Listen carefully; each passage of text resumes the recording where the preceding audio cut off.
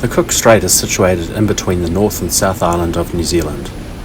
The strait connects the Tasman Sea on the northwest with the South Pacific Ocean on the southeast. It is 22 kilometres or 14 miles wide at its narrowest point, and it is considered one of the most dangerous and unpredictable waters in the world according to Wikipedia and many other sources. From personal experience, we can vouch for this. When it is rough, it is really rough. Over the many decades we've been crossing this piece of water, we've had some memorable crossings and experienced some massive seas. It is certainly a piece of water to not take lightly, and it can change from perfectly calm to quite unmanageable in a matter of hours. The waters of Cook Strait are dominated by strong tidal flows. The tidal flow through the Cook Strait is unusual in that the tidal elevation at the ends of the strait are almost exactly out of phase with one another, so high water on one side meets low water on the other. On the Pacific Ocean side, the high tide occurs 5 hours before it occurs at the Tasman Sea side. The difference in sea level can drive tidal currents up to 2.5 metres per second, or 5 knots, across the Cook Strait. This can be a challenge itself for underpowered vessels.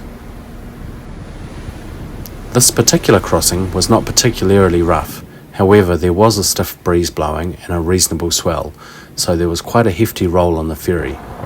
Once we got into the Marlborough Sounds, everything calmed right down. We love cruising through the outer Queen Charlotte Sounds in our boat, but we normally take the ferry when crossing the Cook Strait, as it is a much more economic way of getting to the North Island, and we can take our car. That being said, the route through the Queen Charlotte Sounds is spectacular, whether you are on your own boat or on the ferry. It is easy to see why the tourists flock to the outside decks of the ferry to soak in the stunning scenery.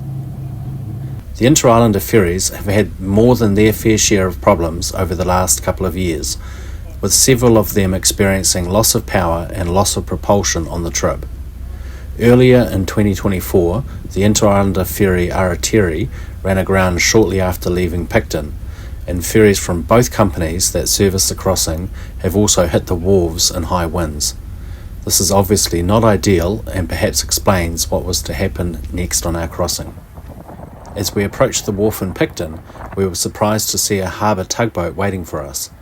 The activity on the bow of the ferry ramped up, and it became obvious that they were going to use the tug as a counter to the strong crosswind.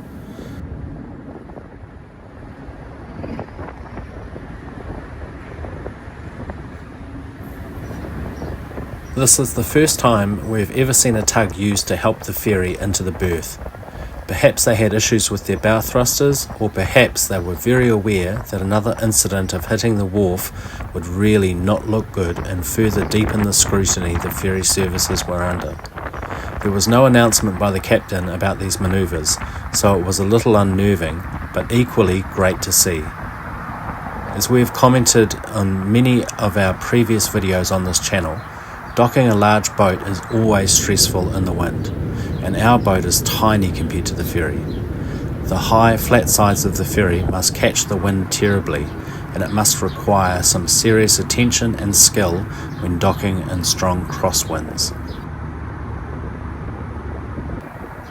A strong line was connected to the tug, and they used this to pull the bow of the ferry around and hold it so that they could dock the ship. This whole process added considerable time onto the end of our journey, but it was preferable to the other potential outcomes.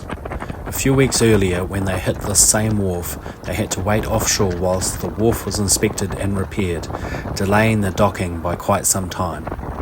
This whole experience has made us appreciate that even experienced captains still have issues docking in high winds, and also how lucky we are to have our own boat capable of crossing the Cook Strait.